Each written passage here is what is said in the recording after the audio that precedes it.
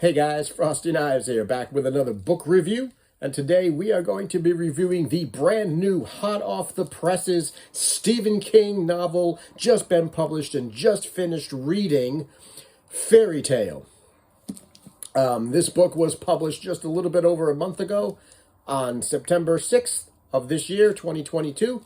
And the hardcover clocks in at a respectable 598 pages. And unlike most of his other books, this is not a horror novel. This is a fantasy novel. So once again, Stephen King is dipping his toes into the fantasy genre. And really, this is a feel-good story about a boy and a dog. So the story centers around 17-year-old Charlie Reed. And Charlie Reed had a bit of a hard time growing up. His mom died at a very young age. She was hit by a car when he was really young. His father took it very hard, so he got heavily into alcohol, so he became an alcoholic. So Charlie had a lot of things to deal with growing up. And there were always rumors in the town about this house on Sycamore Street, where this weird old man lived.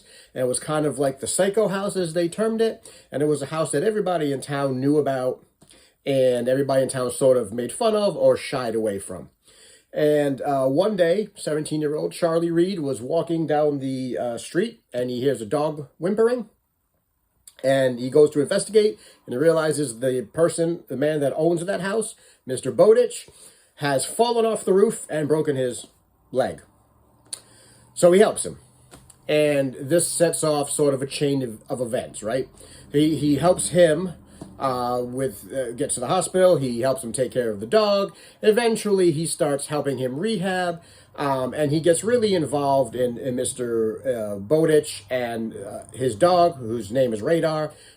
She's an elderly German Shepherd who's sort of, she's really up there in years and has a lot of health issues.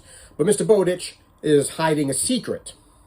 And the secret is, in his shed, and this will be very familiar to a lot of King readers, constant readers, in his shed, there is a portal that goes to another world. And in that world, there are fantastical things. One of which is gold. There's gold that Mr. Bowditch has brought back. But there's also a magical sundial in that world that, when turned backwards, it makes people younger.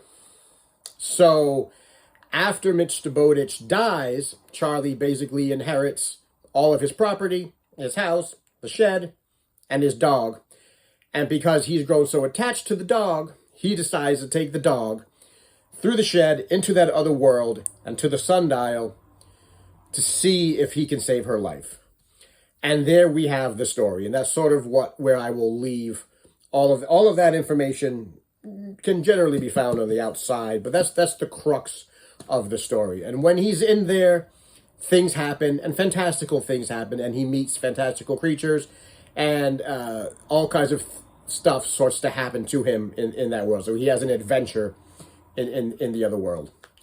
So this really is a story about a kid who's going to save a dog.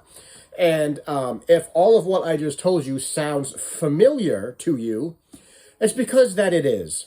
And that's what I found most about this book, is that a lot of the concepts and ideas that are in this book are ideas that we have heard before from Stephen King himself, that he has used in other books.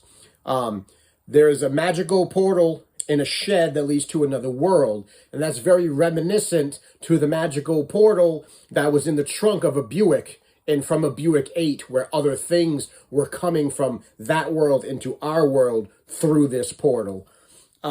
Book has very much, it reminds me a lot of The Talisman, where Jack Sawyer goes to another world because he's on his way to save his mom.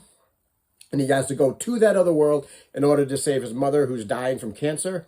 It also harkens back a lot to Roland and Roland's quest, where he is going through multiple worlds, his world and other worlds, because he's going to save the tower. He's trying to save all of existence. So a lot of the things that are in this book, a lot of the tropes that are in this book, a lot of the things that Stephen King writes about, he's written about before. That's not to say that this book is bad or that it's repetitive or rehashing. This book isn't bad. This book is actually quite good. It's quite well written. There's a lot of good imagery in it, a lot of great characters, a lot of good action, lots of things to happen. But I say all of that to say that there is nothing new here, right? There's nothing new under the sun in this book. This book, to use a phrase that I don't know I would ever have used when talking about Stephen King novels, this book is plain. It's just generic. There's nothing new here. There's nothing we haven't read before. There's nothing King hasn't written about before.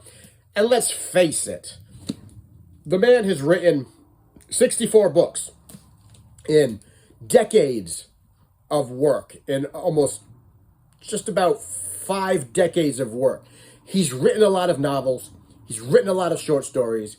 He's written a lot of TV shows and movies. He's written a lot about everything. So there's really nothing that he hasn't written about in his big and illustrious career. So to say that this is stuff that we've read before, that's understandable because it's stuff he's written before. And it's hard at this point in his career, when he has touched and talked and written about everything, to write about something that is truly unique and truly new. Now, that doesn't mean that this is a bad book. I enjoyed this book quite a lot. It's a feel-good story. It's written really well. The relationship between Charlie and Radar was heartbreaking and heartwarming. It was a wonderful story about a boy and a dog, and him trying to save the dog's life. There's a lot of great characters, both in our world and in the other world that he goes into the fantasy world. A lot of wonderful things happen. He touches on a lot of different fairy tale tropes, fairy tales that we are aware of. Things like Jack the Beanstalk, Three Little Pigs, The Red Riding Hood.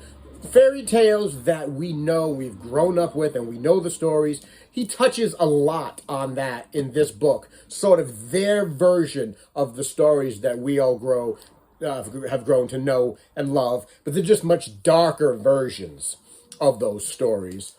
There's a lot of good action. The book trucks along just as you would expect it. There's no sudden plot twists or turns, nothing coming out of left field. You pretty much know when you get into the story, as you start going along, you pretty much know how it's going to end. And it ends exactly the way you expect it to end. And the ending is quite good. He did a pretty good job with the ending on this book. But again, there was no real twists and turns. There was no last-minute plot twist, no 9 o'clock sudden turns, no giant revelations, no earth-shattering things happening in the book. It's just a nice, straightforward, feel-good, fairy tale, fantasy-type story that you can read. That's easy to read, with a lot of good characterization, a lot of good relationship building, a lot of good world building. And then when you get done reading it and you put it down and you feel good about yourself, you feel good that you've read the book. I really enjoyed this one a lot. Is it one of his best books? As a lot of people are saying online, this is one of his best books. I wouldn't say it's one of his best books. A lot of people are saying it's one of his best books in the last decade. I might say that. I might agree with that, because there was a lot of books that came before this that I read that were just okay. Billy Summers being one of them, which is why I never reviewed it, because it was just okay. And a lot of books that he wrote before this one fell into that category. They were just okay. But this book was more than just okay. I really enjoyed it, and I got this copy from the library, but I'll eventually pick up this copy, probably when it comes out in paperback, and I'll add it to the collection, because I really think this is something that I will revisit again, and I will reread, because it was good, and it wasn't just something you read once and you put it on the shelf. I think it was a nice, wonderful story. that you could just sort of wrap your, get in a blanket and sit down. And if you wanted to read a pretty heartwarming fantasy story, this one would be it. So I highly recommend reading this book. Just know going into it that there's really nothing new under the sun when you read this. And again, Stephen King is at that point in his career where he is just where what is new for him, right? He's touched everything. He's written about everything. He's done just about everything in his career. So to find something truly unique for him is probably hard because he may not have invented a lot of the things that he wrote about, like vampires and evil clouds and haunted hotels and haunted, houses and things like that. He may not have invented that, but in a lot of ways, he's perfected it. And it's hard to write things. It's hard to top things. Like always, continually come up with something new when you've perfected all of these books over your career. So I really think that you should read this book. I think it's well worth your time. I think you'll enjoy reading about Charlie, reading about Radar, reading about Charlie and Radar's adventures in the other world. If you like just a nice little fantasy novel, sort of like Eyes of the Dragon, although I think this might be a little bit better than Eyes of the Dragon. So this sits somewhere between Eyes of the Dragon, I think, and the Tower.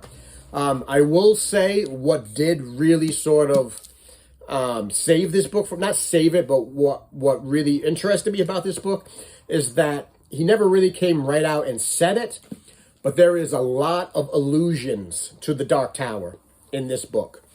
Never comes out and says it, never comes out and makes the connections, never comes out and ties it directly, really directly, into Roland's world. But I think when you read it, if you've read The Dark Tower, and you're very familiar with The Dark Tower, I think when you read this, you're going to pick up on all the little Easter eggs and all the little drops that he made and all the little allusions and inferences he made about the tower. This is definitely a Dark Tower adjacent related novel because there's a lot of things in here where you're going to read it and you're going to go, I know what that means. I think I know what that means. And that sounds very much like something that you would find in Roland's world. So that's sort of an added bonus. It's very much insinuated that this is tied in some way, shape, or form. Maybe not to Roland's world directly, but it's definitely a level of the tower. It's definitely one of the levels of the tower. So guys, that is my review of Stephen King's brand new novel, Fairy Tale. I highly recommend it. I gave it a 4 on Goodreads. I don't think that it's one of his best and strongest works, one of those mind-blowing novels like It or The Shining. But I do think it's well worth your time. I do think it's worth picking up. I do think it's worth reading, and I do think it's worth putting on your shelf and owning it. So guys, that is my review of Fairy Tale. I hope you enjoyed it. I hope you get to read this, and if you get to read it, leave your comments down below about what you thought about the book. And as always, like and subscribe and share. Tell your friends, tell your enemies, tell the birds, the bees, the candle makers, and the dog catchers. And until next time, I will see you in the next video.